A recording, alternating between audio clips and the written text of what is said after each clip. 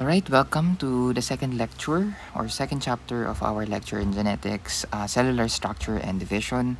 This is just obviously a crash course of just a review from your basic biology classes. For today, this is divided into two units. We have Unit 1, cellular structure, and on Unit 2, cellular division. So, cell is the basic unit of life, and it is actually the smallest structural and functional unit of an organism. Typically, they are microscopic, of course, and they consist of cytoplasm and a nucleus that are enclosed in a membrane. So, microscopic organism typically consists of a single cell. This is either eukaryotic or prokaryotic, no? Pero for the focus of this discussion, I will be discussing eukaryotic cells na lang muna. So the cell is the image attached here in this PowerPoint on the upper region is this is actually the plant cells, and in this one are numerous cells such as the red blood cells. As you can see, the differences in between them. So the walls or the walls that are protecting the plant cell is a cell wall, and in the red blood cell is actually a plasma membrane. Speaking of the plasma membrane, all cells, particularly the animal cells, are surrounded by this structure. This defines the cell boundary and delimits the cell from its immediate external environment. So the principal components of your plasma membrane are the following, but in the plant cells naman, ito yung kanilang basic components as you can see in this one. So just as discussed before, since they delimit the cell from its external environment, the plasma membrane functions like the Great Wall of China, wherein it protects all of the people inside the said wall. So this one is the plasma membrane of an animal cell. As we can see, this is consist of these are embedded with proteins in between our membrane, and each individual membrane is consist of a phospholipid. So this is termed as phospholipid bilayer because we have one lipid here and another lipid in the lower regions of the cell, as we can see in this one. So the head part of your phospholipid is hydrophilic, meaning to say they can interact with the water molecules, while the tail part, as you can see in this one, is normally hydrophobic, as water cannot pass through cannot pass through, or they cannot interact with the water molecules. These are the different receptors that are present in the plasma membrane. We have the receptors and the enzymes that technically breaks down chemical messengers and terminates its effects. We also have here some channel and gated proteins. These proteins are very, very important in order for large molecules to pass through from the outside going to the inside of the cell. Some of these channels may require energy, some of them may not require energy. So it's a matter of passive or active transport. I am sure that you're already familiar with these principles. We also have here the cell identity markers, in which the cell is utilizing these receptors so that the cell may be recognized its own cells from the foreign cells. So receptors could be utilized by other viruses. An example is an HIV or human immunodeficiency virus. As we can see in this example, the HIV particularly attack the CD4 plus T cells, and of course the T cells, they have a plasma membrane, and in their plasma membrane they have their receptors as well. The HIV will then communicate with the receptor of the T cell, transmitting the RNA content of the HIV going to the inside of the T cells. So sooner or later, the RNA or the genetic material of your virus will hijack the nucleus of the T cell because of this communication. And then sooner or later, the CD4 plus T cells will be producing components of the HIV rather than components of the T cell in itself. This one is another example of our receptors. Receptors such as the major histocompatibility complex 1, they are being displayed on the outer regions of your plasma membrane. Um, let's say this one is an infected cell or lung cells. Supposedly lung cells, if they are infected with the COVID-19, for example, and the antigens of COVID-19 is produced inside the lung cells, these antigen will be degraded through with the help of the proteasomes until such time that they will enter the endoplasmic reticulum with the help of the top 1 and top 2 proteins. And then these proteins that was these antigen rather of the COVID-19, most likely they will bind to the MHC molecule that is also inside the endoplasmic reticulum, and they will be packed into the Golgi apparatus until such time that they will be able to reach the plasma membrane. So the MHC molecules functions as a receptor so that the other cell will detect that specific lung cells or that specific cell is infected with the pathogen. So the nucleus is another membrane-bound organelles which is being pointed by this one. You already know the function of this nucleus as they hold or they technically contain your DNA or the genetic materials.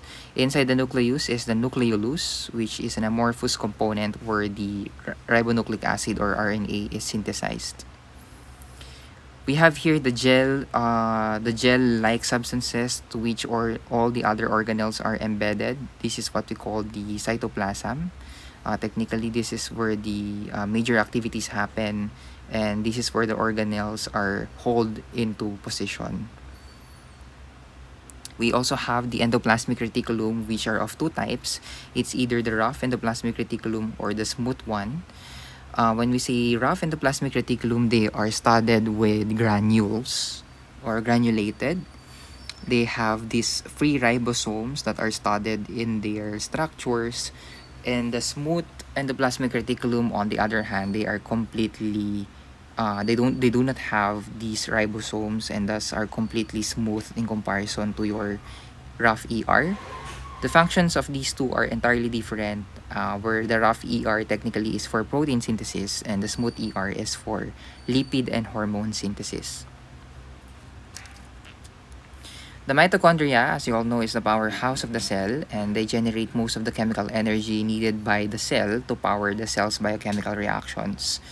So they are the ones which technically produces the ATP or adenosine triphosphate in order for the cellular functions to be carried out. The Golgi apparatus technically is the package center of the cell to which other chemical products are packed and are shipped to where it is needed. The vacuole, on the other hand, is filled with watery mixture, but they can also store food or waste product of the cell. They are here to help maintain the shape of the cell. They are circular in structure, very rigid in order to give backbone to a given cell. The lysosomes is an organelle which contains a very powerful digestive enzymes.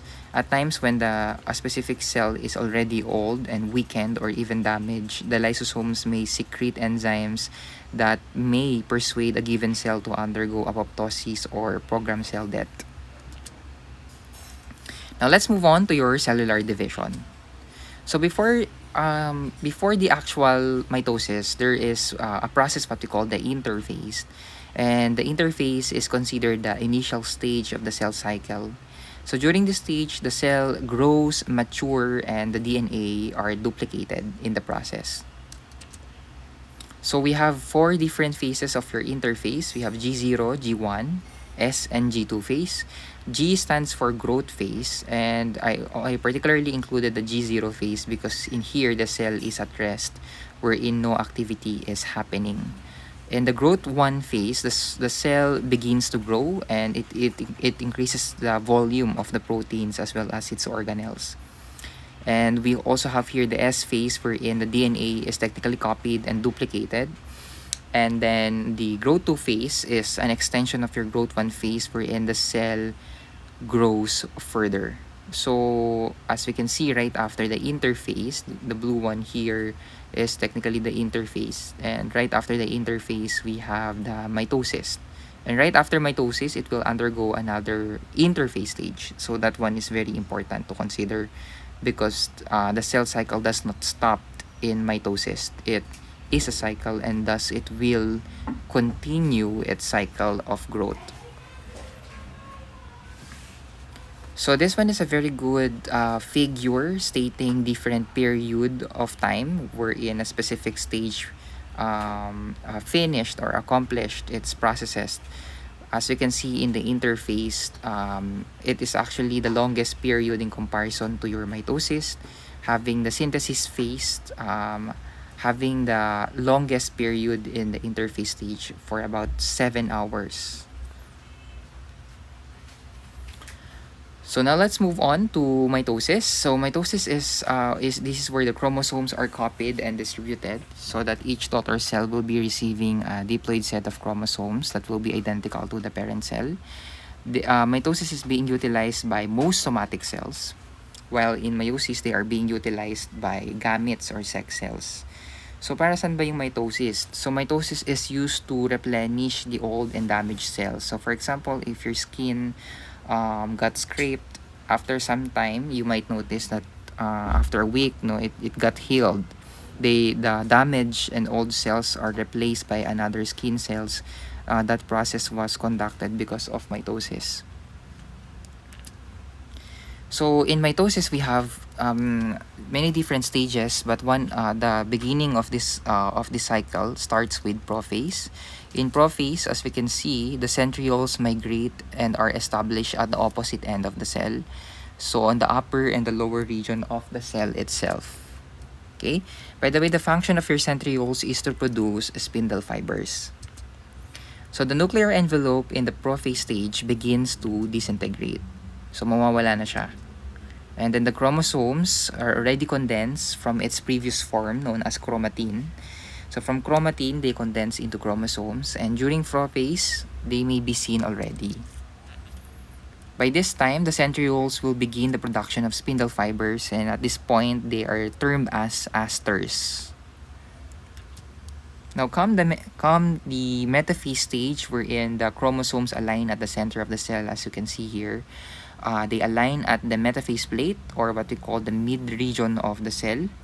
And we can see here that the spindle fibers may now be observed as they extend from the upper centriole going to the lower region, or going to the lower region of the cell.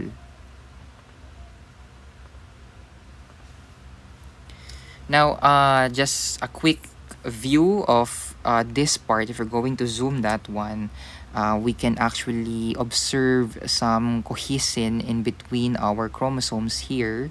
This cohesin must be degraded before the end of the metaphase, or else the anaphase will fail in the process. So the cohesin are usually degraded by an enzyme known as separase, and they remove this cohesin along the edges of your chromosomes. So once that our cohesin are degraded in between the chromosomes, these chromosomes will be separated into opposite poles of the cell. Hence, the anaphase comes to play. So the sister chromatids of each chromosome disjoin from one another, and this event is known as disjunction, as we can see in this one.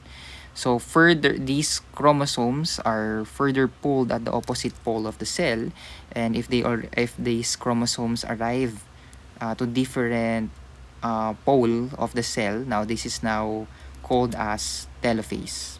Okay, wherein two complete sets of the chromosomes are present, one set at each pole, and at this point, the centriole will start to disappear alongside with the spindle fibers.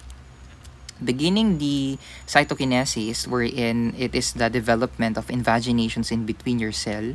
Technically, this one is the invaginations, or the dent in your cells. After some time, and further process here in cytokinesis, these invaginations becomes more and more refined until such time that the cells will now be able to divide into two different structures. And as you can see here, we have two different cells. And if this cell has 46 chromosomes, the parent cell should have 46 chromosomes as well.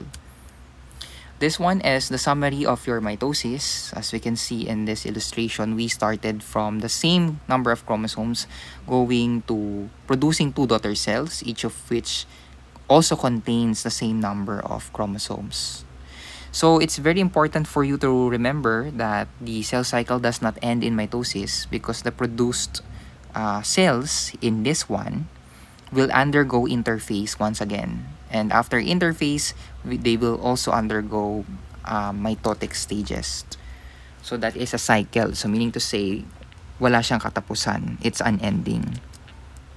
This one, I specifically attached these images for your references. This is an actual image of a cellular division or mitotic division of an allium cepa or onion root tip.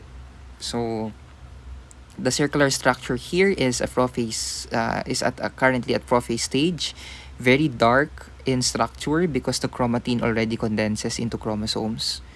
We already have here the metaphase, wherein we can definitely observe the spindle fibers, and the darkly stained materials here are chromosomes that are lined at the center of the cell.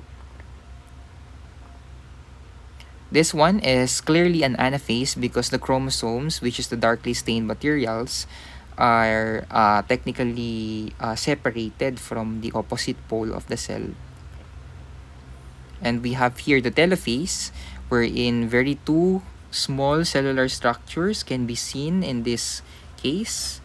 So the cell here in telophase are significantly or relatively smaller than the prophase stage, which I am encircling right now. Particularly because the telophase stage is yet to undergo the interphase stage, which includes two growth phase. So since this is a plant, the membrane that divides in between cells are technically cell wall, not a plasma membrane. So mutations may arise during the cell cycle, and they can induce many different effects. And if mutations continues and ensues, they can definitely cause diseases, and in worst cases, they may be the cause of cancer. Now moving on to meiosis. So in meiosis, the differences between mitosis and meiosis is that in meiosis, this will be producing two daughter cells, but each of which contains half of the chromosomes of the parent cell, so haploid chromosomes. And meiosis is being utilized by the gametes or the sex cells, not by the somatic cells or by the body cells. So during sexual reproduction, the haploid gametes then combine at fertilization to reconstitute the diploid complement found in parental cells.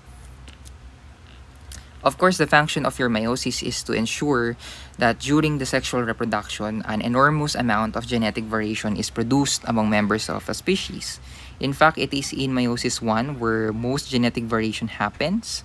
So this is the reason why you are uniquely different from your siblings. You have an entirely different features from your siblings. But of course, you do have the resemblance from your parents since you inherited that specific traits. So, ensuring variations in meiosis, meiosis produces gametes with many unique combinations of maternally and paternally derived chromosomes. So, later on, you will be able to appreciate the different distribution process of these gametes. We also have what we call the crossing over process, which happens in prophase, particularly in prophase 1, which results in the genetic exchange between each members of the homologous pair of chromosomes. So meiosis begins with prophase 1, and as we can see here, our genetic material is not yet condensed. No? It looks like a thread material. So at this point, it is known as chromomeres. Now, the chromomeres will condense into chromosomes, which is a structure that we are all familiar of. And at this point, this is particularly a stage in prophase 1 known as leptotene. Zygote is the process under prophase 1 wherein non-sister chromatids. When you say non-sister chromatids, these are two chromosomes that contains different genes to one another. they pair, forming a bivalent structure, and sooner or later they will give rise to tetrads. The pairing of these of non-sister chromatids is a process we know as synapsis. So let's take a quick zoom or magnify this region, this structure. If we magnify that between two tetrads, we might notice the synaptonymal complex that will form in between these two non-sister chromatids. So this ensure pairing of our tetrad. So as you can see, the synaptonymal complex will continue to form until such time that they're able to reach this region where the crossing over happens. So if the crossing over begins, this is now the stage known as the pachytene. So the crossing over is the overlapping of the one portion of the other chromatids or the other chromosomes rather with the terminal portion of the other chromosomes. So in this way, further process will lead to exchange of genetic materials from both of these non-sister chromatids. So in diplotin, as you can see, in pachytene rather, as you can see, the synaptonymal complex here is very, very well defined, but the beginning of diplotin, this starts to disintegrate. Okay, this starts to disintegrate, but the chiasma, which is technically the region where the crossing over occurred, is still visible. In diakinesis, our synaptonymal complex completely disintegrated, and the nuclear membrane, as you noticed, already disintegrates. And this is the mark of the end of the prophase. Of course, right after the prophase, this one is the summarized version of the prophase 1. Of course, right after the prophase comes the metaphase, and in metaphase, our tetrad align at the center of the cell.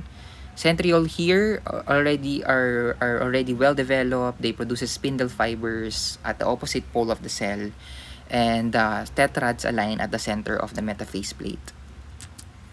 Comes the anaphase. As you can see, the tetrads are pulled from at the opposite pole of the cell, which separates them into chromosomes.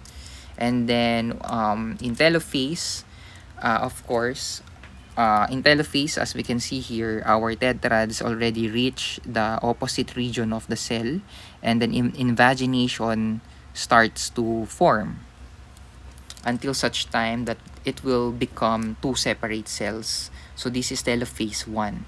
Now we are not yet finished in our cellular division because each daughter cell that we produce right now contains excessive amount of chromosomes and must be divided. So this is where the meiosis 2 comes to play. So after telophase 1, the nuclear membrane starts to disintegrate once again. And then the centriole starts to form, producing spindle fibers, as you can see in this one. After prophase 2, we have the metaphase 2, wherein the tetrads, wherein the chromosomes align at the center of the cell, as you can see in this one. The spindle fibers attaches to the kinetochore of the centromeres, and then comes with the anaphase, wherein our chromosomes are pulled at the opposite pole of the cell. So in telophase, as you can see in this one, the chromosomes are able to be separated from one another. So dapat yung aking chromosomes ay nandito na. So I will be editing this one later. So the chromosomes should already arrive at the opposite pole of the cell. So in telophase 2, invagination starts to form in between them, as you can see in this one, until such time that they will be able to produce 2 or 4 daughter cells, each of which contains haploid chromosomes, or half of the number of the chromosomes from our parent cell. Now, after telophase 2, of course, unlike with your mitosis, in telophase 2, they may undergo either spermatogenesis or oogenesis, so that these cells we produce will further develop into either spermatocytes or egg cell. If it's spermatogenesis, the 4 daughter cells will develop into sperms. into spermatozoa, and each sperms contains at least 23 chromosomes. This one is a summarized version of your meiosis going into spermatogenesis, which is in the production of sperms. If it is oogenesis, our produced four daughter cells in our telophase will develop into egg cells, but only one of them will become an egg cell containing 23 chromosomes, and the other one are just polar bodies. So what are polar bodies? What are the functions of polar bodies? Technically, they do not have function, and as you all know, there will only be one egg cell per oogenesis, or one egg cell produced per this process. Okay? So this one is a summarized version, or summary pala rather. This one is a summary of your spermatogenesis and oogenesis, as you can see here. And spermatogenesis, all of the daughter cells that we produced carried out to become a spermatocytes or spermatozoa, or technically a sperm cell, each of which carrying 23 chromosomes. However, in oogenesis, we are only able to produce one egg cell. This is the difference between your mitosis and meiosis. The core differences is that in meiosis there are two divisions. In mitosis we only have one. In meiosis we have haploid chromosomes, but in mitosis we have diploid chromosomes, which is the same number as the parent cell. So this one, I just added this one for your references. Each chromosome may contain a constricted region called the centromere, whose location establishes the general appearances of the chromosome. So the centromere, which is the central region of your chromosomes, their location may vary depending on the organism. So if it's in the middle, then that's what we call metacentric. But if the centromere is located between the middle and the end, so technically our P arm here becomes shorter, then that's metacentric.